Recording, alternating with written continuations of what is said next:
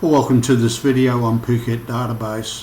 Feel free to pause the recording and rewind if you need to review any of the aspects that I discuss during the video. Don't forget to click on the like or subscribe buttons as well. In the video I'm going to discuss briefly the installation of the program. We'll have a look at the overview of the features of the program and then back into the program itself and discuss the main buttons across the top briefly, and then we'll look at each individual button in detail. The installation of the program itself is fairly simple. It's just a matter of unzipping the zip file that you download and running the exe program. The program itself is self-installing. After the installation, you will have a directory structure similar to the one that you see here. Under Documents, you'll have a subdirectory called Phuket Database, and within the Phuket Database subdirectory, you've got 7 subdirectories, which are sample databases, and a number of files underneath. They draw your attention to the README text file down the bottom, and that particular file does give you some meaningful information. The second paragraph mentions the fact that this is a standalone program. It's not dependent on any Windows installation or program files. You can run it off a memory stick, so it is quite portable. I do mention that there is a runtime version of the program which is useful if you're distributing the program to customers and you don't wish them to alter the structure of the database. Looking at the capabilities of the program itself, it is a fully relational database. There are lookups, calculations and posting facilities available. Charting is included and all operations are menu driven with no programming absolutely required. It is possible to design a full accounting system with the database, and as I mentioned, there is a runtime version available. The tables can be optionally password protected, and of course the concept of the program is quite simple. Each database is designed around tables which contain records, that is single lines of comma separated values. Each record contains fields, they are the values between the commas, and any table can be related to any other table by the use of key fields. And of course that is very relevant with the lookups, calculations and posting rules. The tables can be categorized, as you'll see in a moment, and the records can be sorted, filtered, totaled, charted and printed. And finally there is a sample list of applications that you may consider down the bottom. Onto the program itself. When you first open the program, the tables will be highlighted. And you can see here in the sample list, which is in the folder called Default, it is a copy of the business system which is included. There is your list of tables, and I'll mention the fact that they can be categorized under subheadings, and you can see these subheadings here. More on that in the documentation. So looking across the top of the menu selections, you've got folders. Now folders is where you create everything to do with a particular database.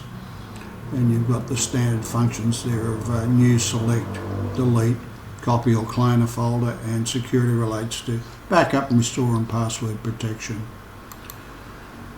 Tables simply lists the various tables within the database selected with a similar set of options there. Records is where if we select a table and you select records, you then look at the individual records within the table. Once again, a similar set of features. Filters relates to the ability to select a subset of records, to sort the records on more than one particular column. A single column sort is just simply by clicking on the column heading.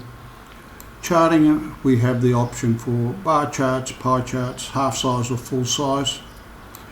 Printing, well, you can actually print an invoice with the program. Depending on the table selected, you can print an invoice, a purchase order or a quotation. You can print the contents of a table and also print the full the full directory itself. Next button is System Settings, just for the general settings for your own business.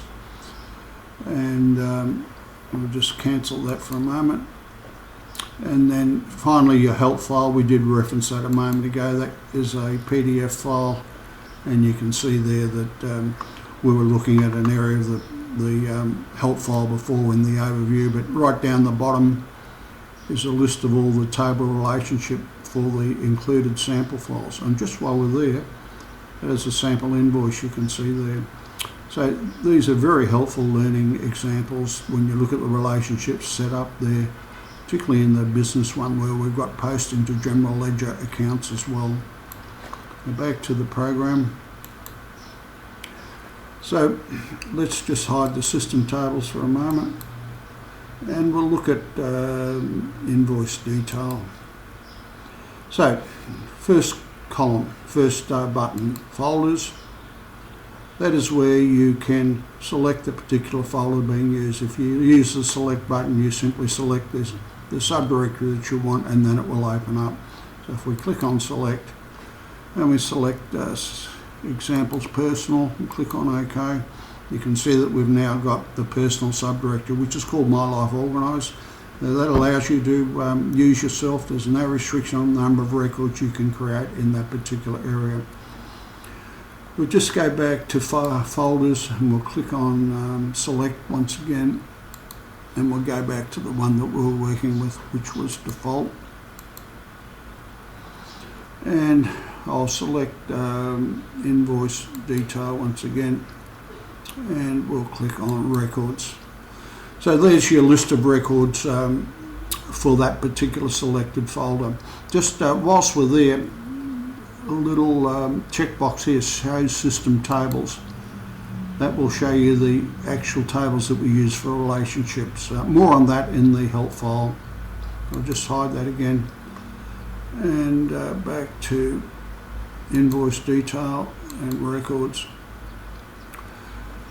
As I mentioned, it's just a question of selecting a particular record you want, and then you can edit it. When you click on edit, you've got the table format for the altering the particular fields. There are lookups there, so if we click on customer, you can see that we cross-reference the customer's file and cancel out of that for the moment.